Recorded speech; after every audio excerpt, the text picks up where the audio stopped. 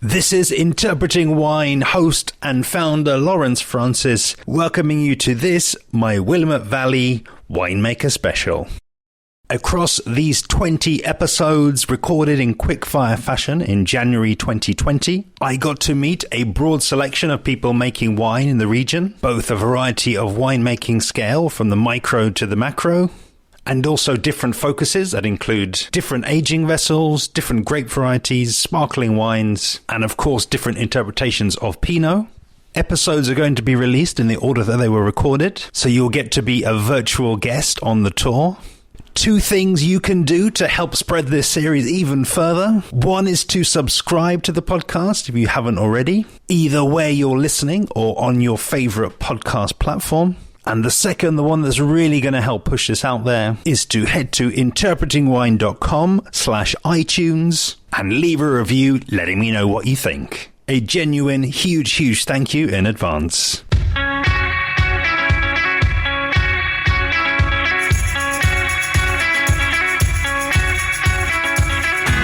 Today's episode of the Willamette Valley Winemaker Special features Bree Stock MW. An expert wine communicator, educator, and salesperson, Bree eloquently tells us her origin story and how she settled in the Willamette Valley from her native Australia.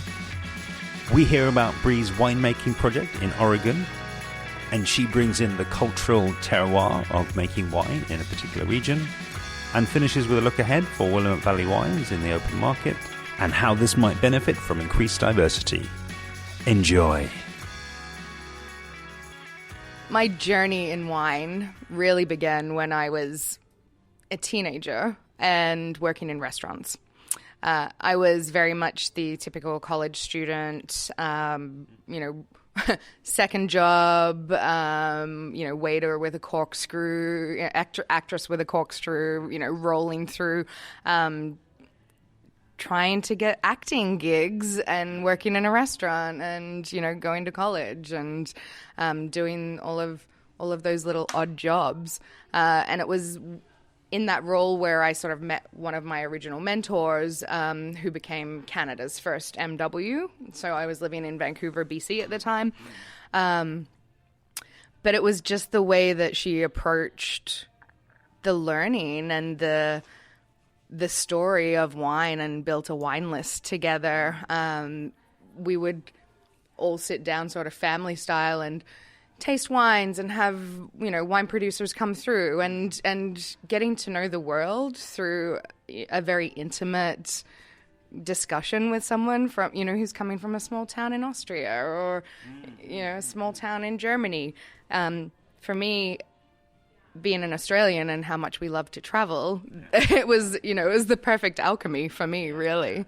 And so that was the point where I fell in love with learning about wine and traveling down that road. And she was at the time studying for her Master of Wine, which I hadn't really given any thought to. I was 20 years old. And I just loved being sent down to the cellar to select a bottle of wine for her and the way that she would approach getting to the country of origin. And it wasn't so much about, I smell lemon drop and, all of these flavors that we, that we tend to run through.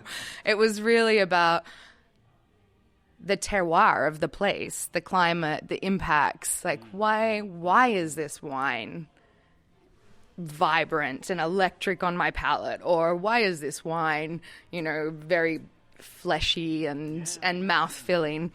And so for me, that was a lovely expression of a beverage, and then combine that with the story of the winemaker or the wine family. Yeah. It's very compelling. So that's how I fell into wine, and everything else sort of fell away.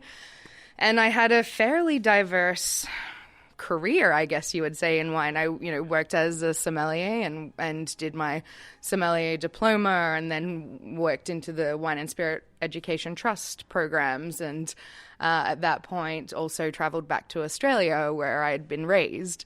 And started working in sales and distribution for some of Australia's oldest wine families, the Angoves, the de Bordelys. And they gave me that second insight. I was getting that closer inspection of the family and the traditions and the place and everything that goes into making that and then selling that product. And started teaching the Wine and Spirit Education Trust classes in Melbourne, and I loved, that journey as well. And then eventually, wound back to the Master of Wine program when I felt like I was ready for it, if that's ever a thing. You never feel like you're ready. And then once I was in the program, I realized very swiftly that I'd been tasting wine and talking about wine and selling wine for almost, 15 years. And then I needed to understand more about its roots and the making. And so that took me on a journey into winemaking. And so I sort of did the endless summer or endless harvest for a few years. And that really made me fall in love with the places where you grow wine and how tight-knit the communities can become in those areas. And it gave me another perspective of the salesperson as well, and how important their job is and how important it is to make that connectivity, because being in a lot of these smaller European towns or, the Douro, I worked with, Dirk Newport in the Douro, and, a lot of these places almost can fade away if there's not an understanding of the workers and the culture around that area and how our industry can shape that. So that was very fulfilling for me, and that was how I fell back into winemaking and wine communication and education, and I just sort of circle around in those realms. And I worked with the de Bordelys in the Yarra Valley in Australia for many years, and then when I did pass my Master of Wine exam in 2016, or got my initials in 2016, I continued to do harvest. I just didn't want to leave that life. And so I traveled to Georgia and to Portugal again, and was fortunate to have, amazing connections in those places and be able to get a bit of understanding of the culture that comes with everything and why their wines taste like they do because of the culture surrounding it. And I like to bring that back to New World regions as well, that seem to be very focused on the technical and the wine universities. But I really like bringing some cultural perspectives to, what would we do if we didn't have a destemmer? What if we don't have a stainless steel temperature controlled tank? How do I control my ferments? And so I have fun playing with that in New World regions that are tend to be a little more technical. And I think you can come out with some really authentic wines when you're, coming at it from that perspective as well. And then, so 2017, I finished harvest in the Yarra, and made my way to Oregon, and I work with the Oregon Wine Board. I'm their education manager, so I provide industry education and also trade education. And of course, being in a wine region and not making wine is quite challenging for someone like me, and especially my husband is a winemaker as well. And I love Pinot Noir. I love Chardonnay. They're the regions that I worked in Australia, in New Zealand. That's what fascinated me about wine is the terroir specificity of Pinot Noir and things like that.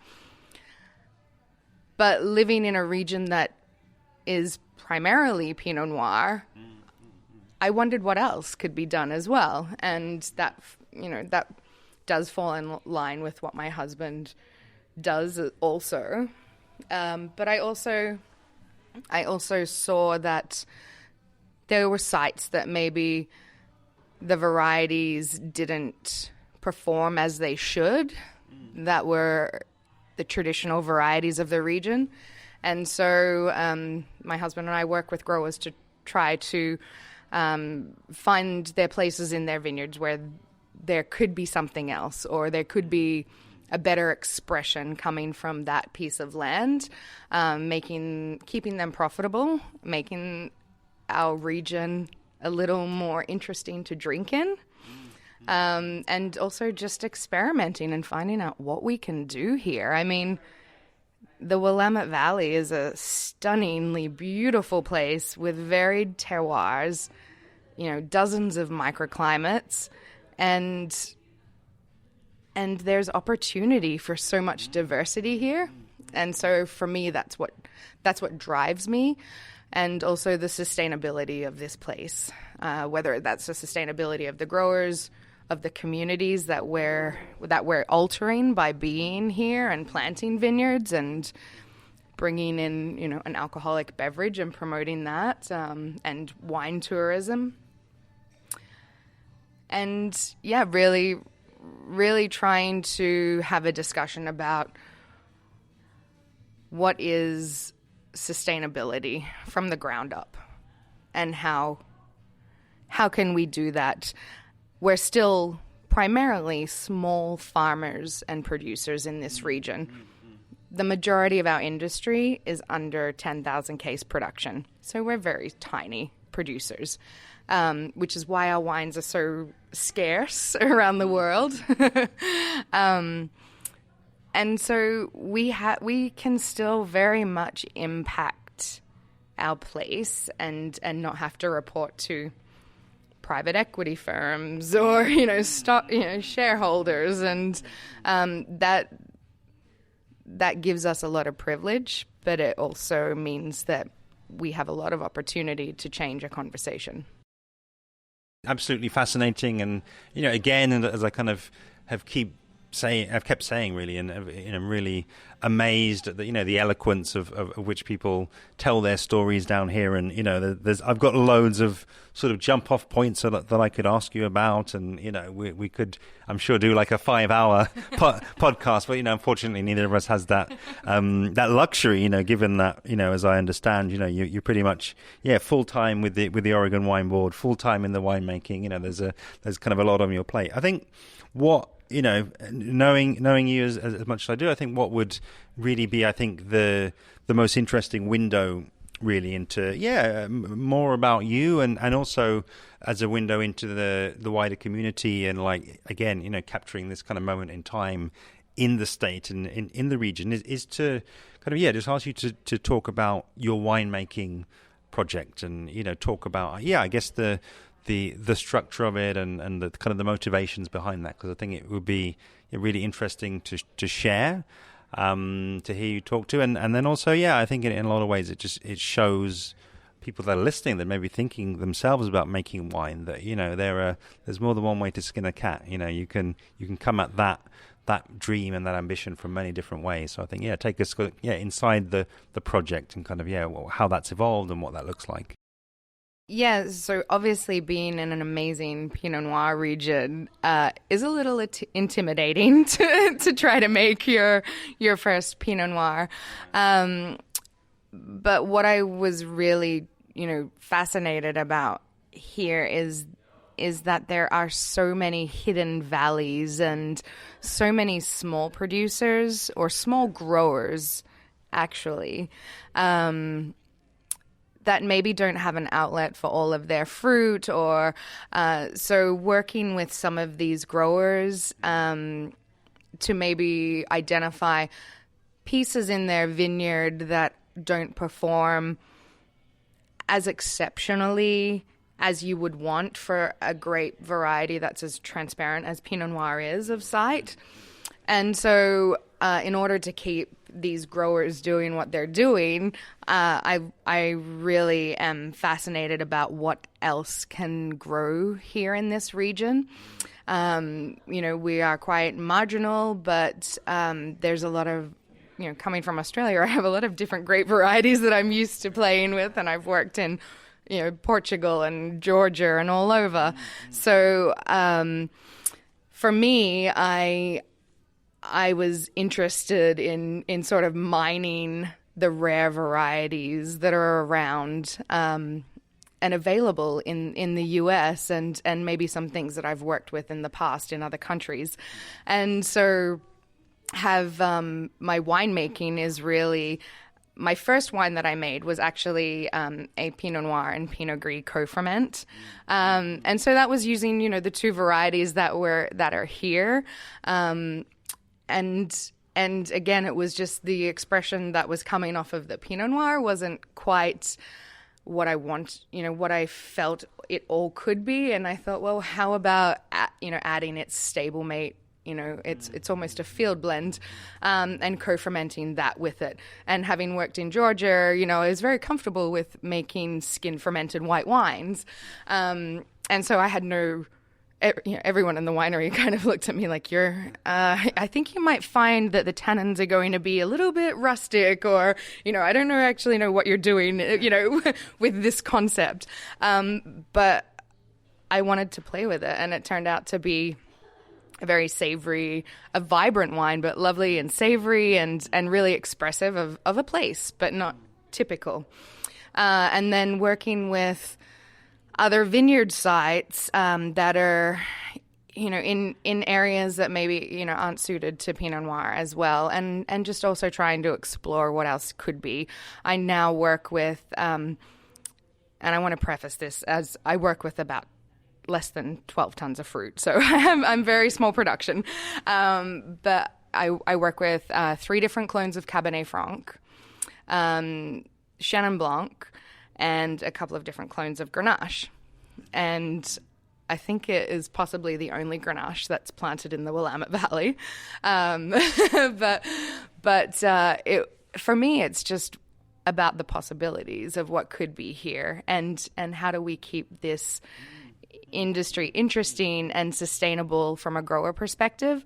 And so when I'm talking with people who are wanting to plant new vineyards, I'm also talking with them about the sustainability of their project for the future, because it's very easy to come into a region and do the status quo. Oh, Pinot Noir is very popular. It's, I'm going to plant all Pinot Noir, or I'm going to plant all Pinot Noir and Chardonnay, because that's what's done here. I don't care about what's been done here. I want things to be interesting and sustainable. And so for me, with the challenges of the current administration's approach to legal immigrants and people who are born here but not legal, a lot of our industry relies on that workforce. And being an immigrant myself, it's really disheartening to give so much to a community and then be so marginalized and not represented and not have a voice. So also for me, I try to think about, if I'm talking with a new vineyard owner, how do we plant a vineyard that is going to give a viticulture crew, an entire year's worth of work, or, 10 months worth of work. And when you have to get everything pruned at the same time and harvested at the same time because you're dealing with the single grape variety and it's all ripening at the same time, there can be a lot of rushed decisions, decisions that are just necessary because you have the picking crew already scheduled for that day and someone else has them the next day. But with this, small workforce, how do we keep a workforce year round? How do we make them feel safe and part of the community? And for me, part of that is having a whole farm system approach to vineyards. And so that means planting a vineyard that has Pinot Noir and Chardonnay, but it also has Aligoté and Gamay Noir and Chenin Blanc and Cabernet Franc and Gadeo and Mencia.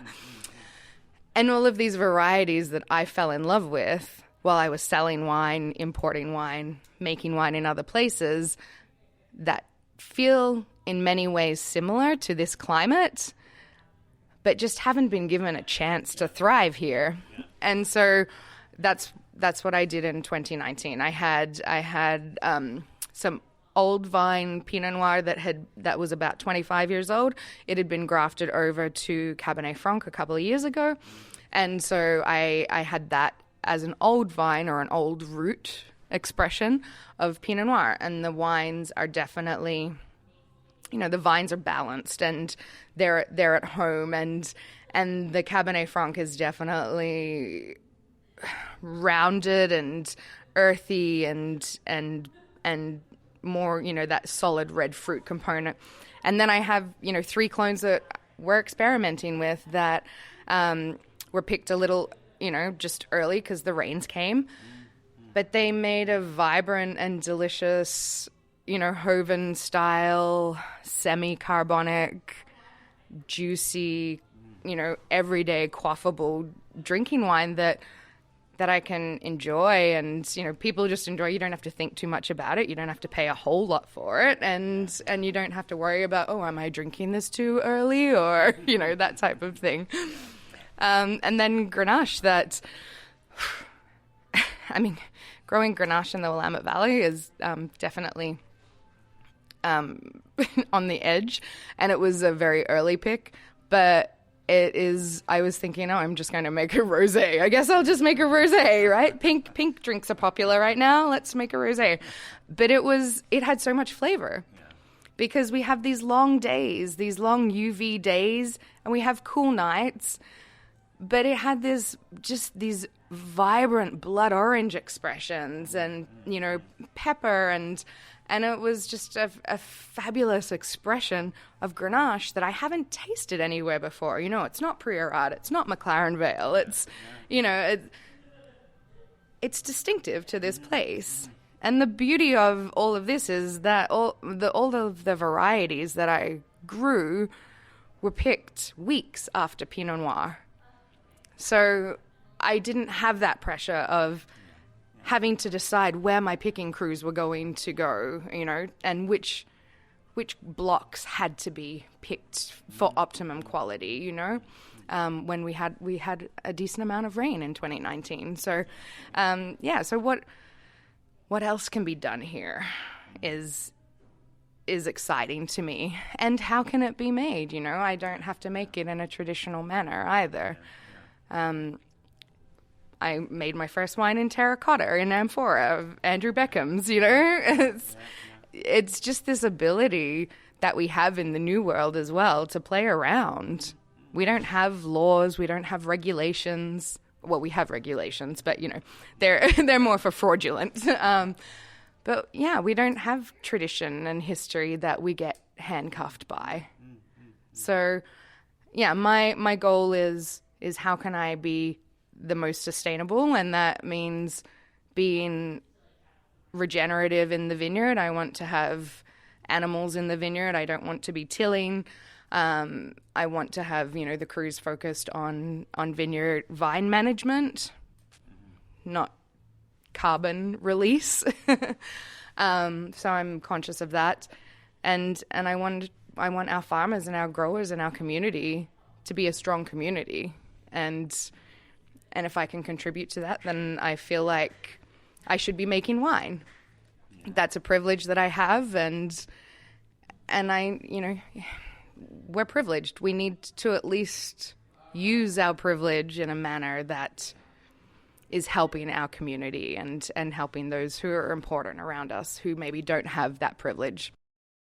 Such a rich and detailed and multi-layered answer that you've given there, and it actually makes me think back to a question I had. When I knew I was coming over here, I was sort of asking to my Instagram followers. I'm like, what questions do you want me to ask, guys? And one of the questions that came up was around exploration of terroir here versus in Burgundy? And kind of what, it's obviously a massive, massive question. And I actually think, in your way, I think what you've just said there is very much around exploration of terroir, because to me, it's like, terroir is, of course, about the land and about the, genetic material, the varieties of grapes. But it's around the people as well. You need people are doing all things at lots of different levels to really, really get to know your land, and for that endeavor and that hard work and that kind of that pioneering that's still going on here, for that to be sustainable, that again, that it's sustainable. I think you talk very well there. It's on so many levels. Kind of really in closing, and to kind of carry forward the sustainability thread, I really just want to encourage you to talk to really one area of sustainability that you haven't really brought in so far. You've sort of hinted at, and it's on your CV and in your experience, and that's sales really. So, and I don't know, it's not so much to play devil's advocate, but maybe one of the reasons why people are not reluctant, but they're maybe sticking with what they know in terms of planting Pinot, is because they know there's a market for that. Oregon, Willamette Valley, Pinot, it's like you've got the mental real estate of people out there. It's not gonna shock. It's gonna be familiar to people. So, the way that I would sort of ask, maybe it's to ask you to talk to your own wines. Obviously you can't talk for everybody and everybody's kind of approach, but what is the what do you think kind of the future is for those wines? What are the reactions out in the marketplace? Are you finding people are more receptive to them in the US, internationally, and with your sort of traveling boots on, I'm sure you get out into a lot of these markets, so you have a great idea and a great sense of where your wines are being sold, and I guess the steps towards them being sold. Yeah, they're very small productions, so they're going to friends in mostly export markets, small export markets, or major cities where they have a highly evolved wine program or wine consumer, and they're looking for some diversity because, you've been here for a couple of days, and I'm sure you've made many fast friends, and Oregonians are like that. So you want, as a sommelier or a wine buyer, you want to represent as many of your friends in a very cool region doing the right things as you can. So I guess diversity of variety gives them that opportunity to support me, or my husband's wines, or Johan's wines in a different manner than they support Circle Blosser or Irie, the established, the founders. So I think there's an opportunity there. I'm certainly not saying don't plant Pinot Noir. I would definitely continue to plant Pinot Noir. But there's a lot planted. And when the distribution market in the US is heavily consolidating, so there's fewer, we have this wacky 3-tier system in the US. So as more of the larger distributors gobble up the small, medium distributors, there's less opportunities. And so that means the direct-to-consumer programs for wineries are very important. So developing tasting room sales, developing wine clubs and events, and everything that's surrounded with bringing people to your region is a hugely important sales avenue, sales channel. We're very fortunate that Oregon is renowned for high-quality wine. Yes, we're primarily known for Pinot Noir at the moment, But across the board, Oregon makes very good quality wine. So I think that when people come here and they have a Gamay Noir or an Aligote, they're open to that because they feel comfortable with the quality and the philosophies of the producers here. Our downfall is that, we're not Sonoma or Napa. We don't have a population like San Francisco on our doorstep.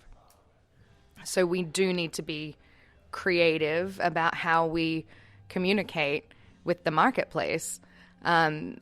Roughly, I think it's less than 4% of our production is exported, and the major export market is Canada.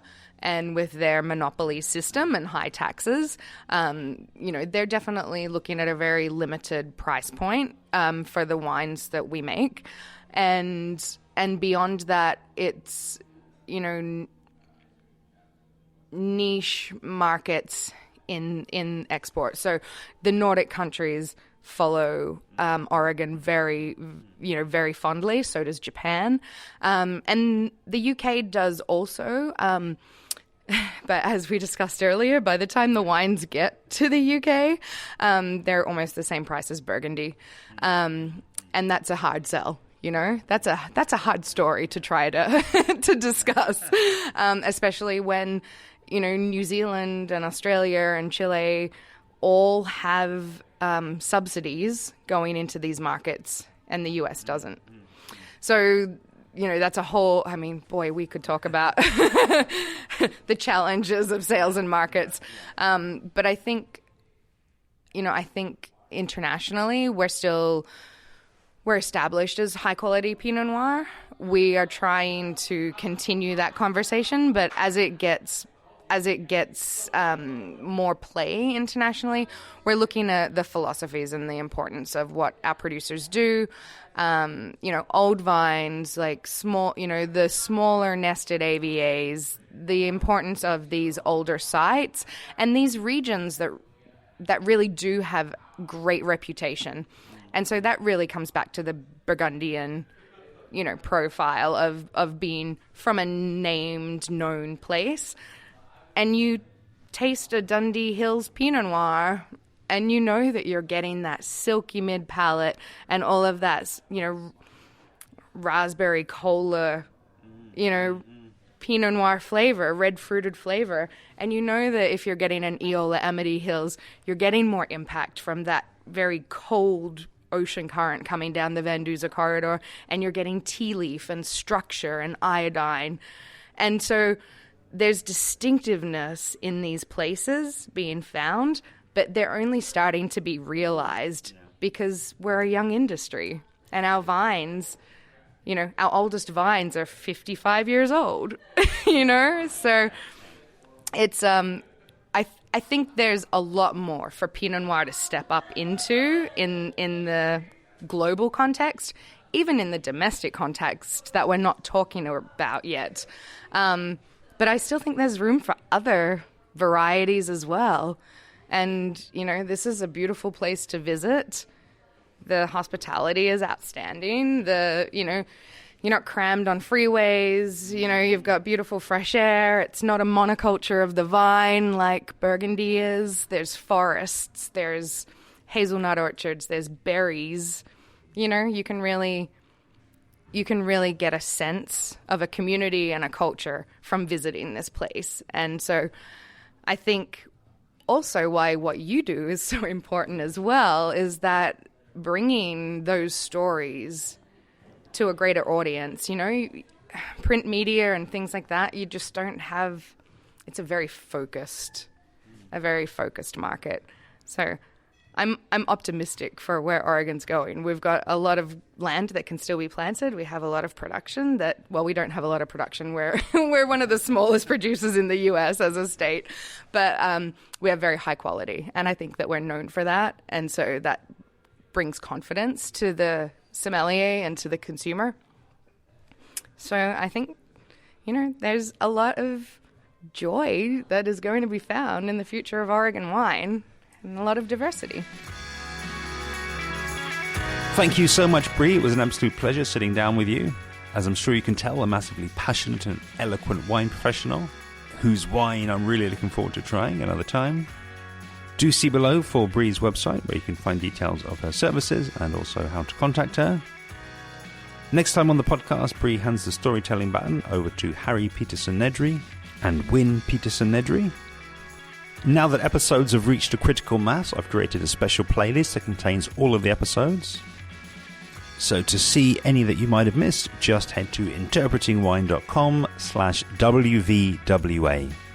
That's interpretingwine.com/WVWA. And of course, while you're at it, I would love to have you following along with me on social media, where I'm at Interpreting Wine on Instagram and Facebook, at Wine Podcast on Twitter, and email hello@interpretingwine.com. See you next time.